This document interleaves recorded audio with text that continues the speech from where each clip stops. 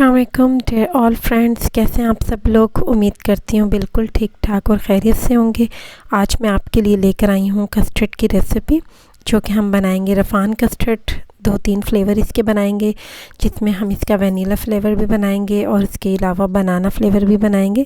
और जो फ्लेवर आपको पसंद है, मैंगो फ्लेवर, आप इसमें वो रेडी कर सकते हैं। तो सबको बनाने का सेम प्रोसीजर है। मैं आपको इसकी जेली बनाना भी सिखाऊंगी और आपको एग्जैक्ट क्वांटिटी बताऊंगी कि कितने दूध में कितना कस्टर्ड डालना चाहिए, जिससे हमारा कस्टर्ड बिल्कुल भी गाढ़ा नहीं बनेगा। और आप किसी भी फ्लेवर का कस्टर्ड बनाएंगे तो इसी फार्मूले से बनाएंगे तो आपका कस्टर्ड ज़बरदस्त रेडी होने वाला है। चलिए जी, आ जाते हैं हम अपनी मेन रेसिपी की तरफ। सबसे पहले हम जेली रेडी करेंगे। उसके लिए हमने एक पैन में ले लिया तकरीबन 2 कप पानी, और इसको हम अच्छे से पका लेंगे। जब ये बॉईल होने लग जाएगा तो हम इसके बीच में डाल देंगे पूरा जेली का पैकेट। हमने यहाँ पर रफ़ान जेली का पैकेट लिया है और हम पूरा पैकेट इसके बीच में ऐड कर देंगे। आपने इसके बीच में मुस्तकिल चम्मच चलाते रहना है ताकि जेली अच्छे से डिसॉल्व हो जाए वाटर में। और इसके बाद आप देखिएगा कि इसकी क्या लुक आती है। तो अभी इसकी देखिए आप किस टाइप की लुक है, और जब हम इसको अच्छे से कुक कर लेंगे तब ये बिल्कुल जेली टाइप दिखने लगेगा। अभी थोड़ा सा आप इसको देखिए, जब हम इसे और कुक करते हैं तो इसकी क्या फॉर्म होती है। तो आपने भी इस चीज़ का ख्याल रखना है। जेली अच्छे से कुक हुई होनी चाहिए। ये तकरीबन 5 मिनट लगते हैं इसे अच्छे से कुक करने में। ये देखिए, अब इसको देखिए ये किस तरह की हो गई है। तो यहाँ पर अब इसे जमाना आसान हो जाएगा। आपको मैंने इसके थिकनेस भी दिखा दी है। तो अब जब आप इसको जमाएंगे तो ये इजीली जम जाएगी। अगर आप इसको अच्छे से कुक नहीं करते तो ये जमती नहीं है, सेट नहीं होती। तो अगर आपके पास टाइम कम है, 5 मिनट भी आप इसको नहीं देना चाहते, तो आप इसके बीच में 1.5 कप पानी डाल के जेली का पैकेट डालिए, तो आपकी जेली 2 से 3 मिनट में रेडी हो जाएगी। इसको हमने आइस क्यूब के जो होते हैं मोल्ड, उसके बीच में हमने इसको सेट कर रख दिए, और हम इसको रख देंगे थोड़ी देर फ्रिज में, जब तक हम अपना कस्टर्ड रेडी कर लेते हैं। फिर मैं आपको दिखाऊंगी कि हमने इसको निकालना किस तरह से है, ताकि ये आराम से हम इसको कस्टर्ड पर सजा सकें। जी, अब हम आ जाते हैं कस्टर्ड की प्रिपरेशन की तरफ। तो इसके लिए हमने फुल फैट मिल्क ले लिया है, जो कि हमने लिया है 2 kg। यहाँ पर हम इसे लकड़ियों के चूल्हे पर रेडी कर रहे हैं। तो ये देखिए, थोड़ा सा मैं आपके साथ गांव का कल्चर भी शेयर करती रहती हूँ, क्योंकि मुझे विलेज लाइफ बहुत पसंद है। और जब भी मेरा यहाँ पर आना होता है अपने गांव में, तो मैं वहाँ पे कुछ वीडियोस ज़रूर कवर करती हूँ ताकि मैं आप लोगों के साथ शेयर कर सकूँ। तो यहाँ पर जी हमने लिया है 2 kg दूध। हम यहाँ पर तकरीबन 2 से 3 फ्लेवर के कस्टर्ड रेडी करेंगे, तो सबका सेम फार्मूला है। उसके लिए मैं आपको सिंपल सा हिसाब बता देती हूँ कि अगर आपने 8 कप दूध लिया है तो इसके अंदर तकरीबन 8 चम्मच ही कस्टर्ड के डलेंगे और 16 चम्मच इसमें चीनी के डलेंगे। सीधा सा इसका फार्मूला है। आपने किसी भी फ्लेवर का कस्टर्ड ले लें, चाहे कितने आप कप एक्स्ट्रा करते जाएँ मिल्क के, तो इसका यही है कि अगर आप 10 कप दूध ले रहे हैं तो 10 चम्मच कस्टर्ड के डलेंगे इसमें। और अगर आप ले रहे हैं 8 कप, जैसे कि मैंने 8 कप दूध लिया है, तो इसमें 8 ही चम्मच कस्टर्ड के डलेंगे। इसके लिए आपने थोड़ा सा दूध अलग से भी बचा कर रखना है, ताकि हम इसके बीच में कस्टर्ड को अच्छे से मिक्स कर सकें। तो मैंने यहाँ पर दूध को पका लिया था पहले ही, और उसके बीच में चीनी ऐड कर दी। 8 कप दूध है तो हम 16 डबल कर देंगे उसको, चीनी को 16 चम्मच जो टेबल स्पून होता है वो चीनी के ऐड करेंगे।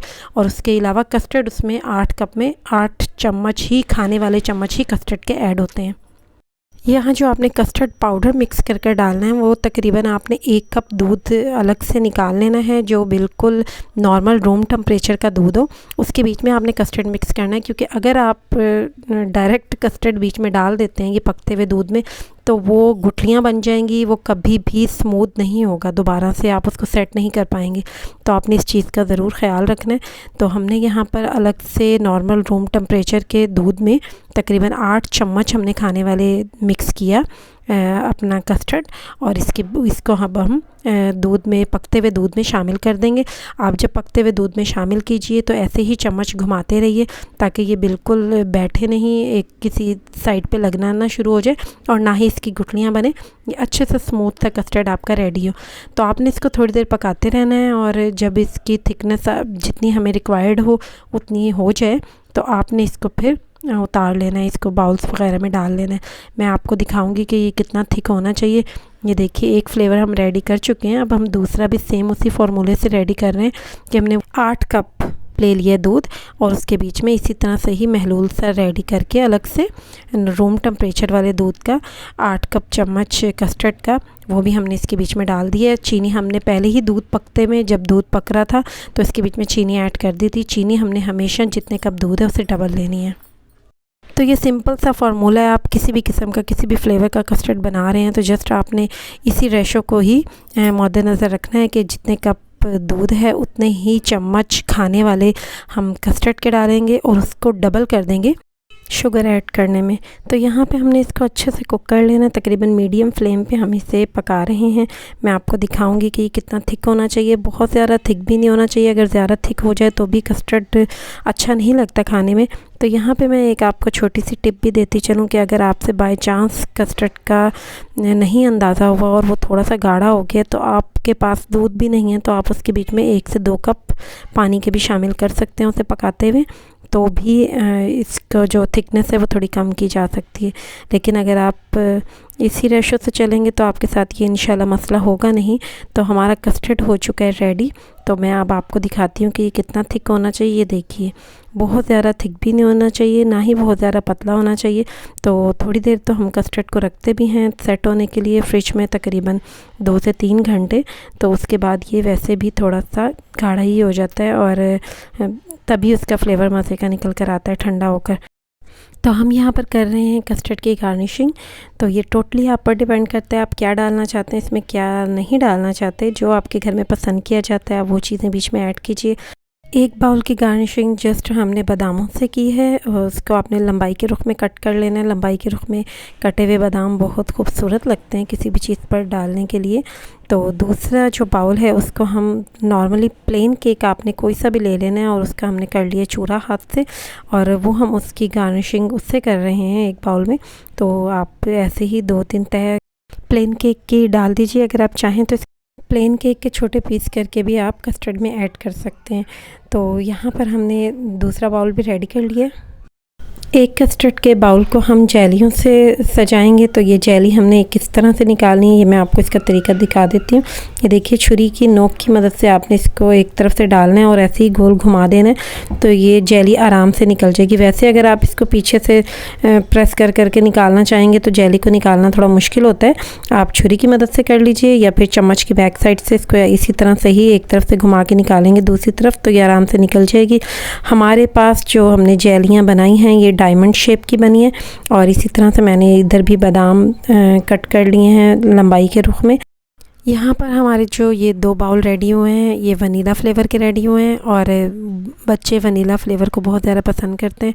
तो बच्चों के लिए अगर आप कस्टर्ड बना रहे हैं तो जेली डालना तो मस्ट है फिर इसके ऊपर।